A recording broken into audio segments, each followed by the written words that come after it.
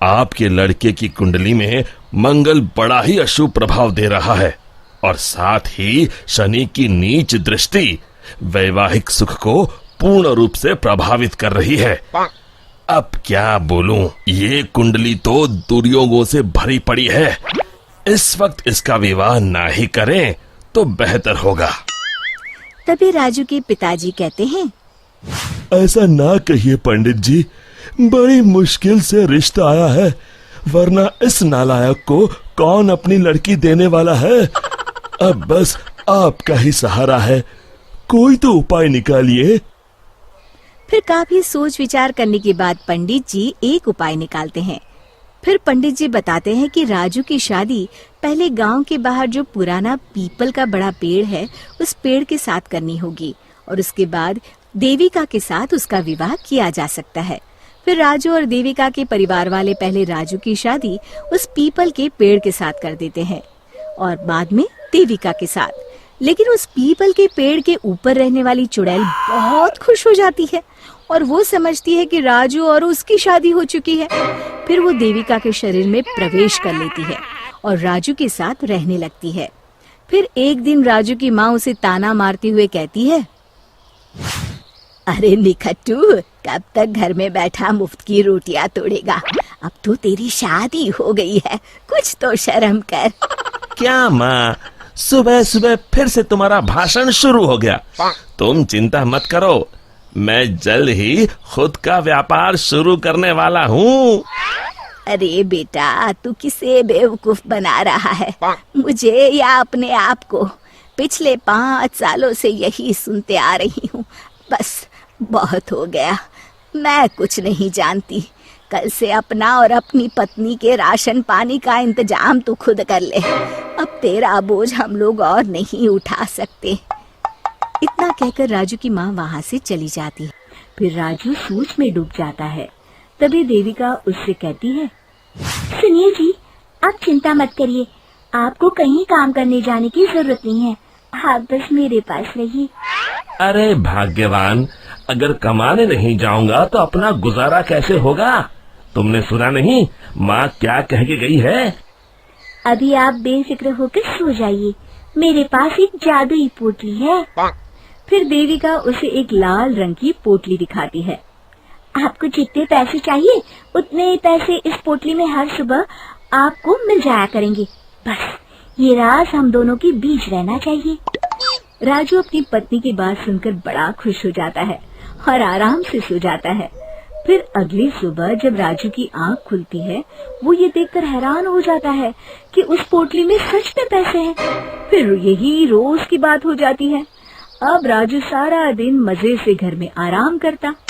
एक दिन राजू देविका से कहता है, अरे वाह, हमारे पास अब किसी चीज की कमी नहीं है। बस एक बार ये जादू की पोटली हमें इतने पैसे दे दे कि हम अपने इस पुराने और छोटे घर को तुड़वाकर एक नया मकान बनवा लें। तभी देविका राजू से कहती है, आप चिंता मत करिए जी, मुझे पूरा यकीन है कल ये जादू की पोटली आपको इतने पैसे जरूर दे देगी कि आप एक नया मकान बनवा सके। फिर अगली सुबह जब राजू नींद से जागने पर देखता है कि वो जादुई पोटली बहुत सारे रुपयों से भरी है। अब तो राजू की खुशी का ठिकाना नहीं था। वो अपना नया घर बनवाने की तैयारी में जुट जाता है। फिर अगले दिन राजू गांव के सेठ धनीराम की दुकान पर घर बनाने के लिए लोहा और बजरी खरीदने पहुंच जाता है। और फिर सारा सामान खरीदने के बाद राजू सेठ धनीराम को नोटों का एक बंडल देता है। धनीराम तुरंत अपने नोटों के बंडल को पहचान लेता है और राजू से कहता है, अरे ये तो मेरे ही पैसे हैं जो कल रात मेरे घर से चोरी हो गए थे। राजू धनीराम की चोरी वाली बात सुनकर हक्का बक्का रह जाता है। वाह भाई, तू तो कमाल का चोर निकला। मेरे पैसों से मेरी ही दुकान पर सामान खरीदने आया है। देख, मैं तुझे माफ कर दूंगा। चुपचाप मेरे सारे पैसे लौटा दे, वरना मुझे दूसरा रास्ता अपनाना पड़ेगा। राजू धनीराम की धमकी से बुरी तरह डर जाता है और धनीराम के सारे पैसे उसे लौटा देता है और उससे माफी मांगकर वहाँ से चला जाता है। घर आने के बाद राजू सच्चाई का पता लगाने के लिए रात को सोने का नाटक करता है। फिर आधी रात के बाद वो देखता है कि देविका अचानक एक डरावनी चुड़ैल में बदल गई है और वो घर के बाहर चली जाती है। तब राजू उसका ये रूप देखकर घबरा जाता है। वो समझ जाता है कि उसकी पत्नी के अंदर एक चुड़ैल का वास है। फिर राजू उसका पीछा करता है और उसे लोगों के घरों में चोरी करते देख लेता है। फिर अगले दिन राजू पंडित जी को जाकर सारी बात बता देता है। राजू की बात सुनकर पंडित जी कहते हैं, ये सब काम चोरी और आलस का फल है। मैं जानता हूँ पंडित जी, बस आप मुझे इस चुड़ैल से बचा लीजिए। मैं कसम खाता हूँ आगे से सिर्फ मेहनत करके पैसे कमाऊंगा। अब बस इस मुसीबत से बचने का सिर्फ एक उपाय है। बस जैसा मैं कहता हूँ वैसा ही करो। तुम अभी जाकर वो पोटली मुझे लाकर दे दो। फिर राजू भागकर घर से वो पोटली लाकर पंडित जी को दे देता है। दोनों उसी पुराने पीपल के पेड़ के पास जाते हैं और पंडित जी उस पोटली को पेड़ से बांधकर वहाँ हवन चालू कर देते हैं। दूसरी तरफ देविका के शरीर में रह रही चुड़ैल छटपटाने लगती है और देखते ही देखते वो हवन कुंड के सामने खड़ी हो जाती है और देविका के शरीर से बाहर आ जाती है। फिर पंडित जी से कहती हैं, मैं इतनी आसानी से राजू का पीछा नहीं छोड़ने वाली। मैं तुझे आखिरी मौका दे रहा हूँ। इस लड़की के शरीर को छोड़कर चली जा। मेरी बात मान ले चुड़ैल, वरना मैं तुझे जलाकर राख कर दूंगा। तू मुझे नहीं जानता पंडित, इसलिए तू इतनी बड़ी बड़ी बातें कर रहा है। लगता है आज तेरा आखिरी दिन है।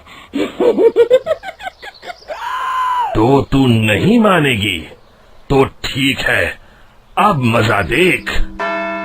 और फिर पंडित जी जोर जोर से मंत्र पढ़ना शुरू कर देते हैं। हवन कुंड की अग्नि देखते ही देखते बहुत बड़ा रूप धारण कर लेती है। चुड़ैल उस पोटली के अंदर कैद हो जाती है। अरे अरे ये कैसे हो गया? अरे मुझे छोड़ दे पंडित, मैं तो मजाक कर रही थी। फिर पंडित जी उस पोटली को उठाकर हवन कुंड में डाल देते हैं।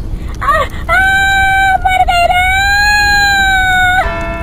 फिर उस पोटली के साथ चुड़ैल जलकर राख हो जाती है। शिक्षा, लालच और मुसीबत एक ही सिक्के के दो पहलू हैं। इससे दूर ही रहने में हमारी भलाई है। दोस्तों, हमें उम्मीद है कि आपको हमारी ये कहानी पसंद आई होगी। कृपया हमारे चैनल को सब्सक्राइब करें और सभी अपडेट्स के लिए बेल आइकन जरूर दबाएं। और हाँ, वीडियो लाइक और शेयर करना मत भूलिएगा। Bye bye.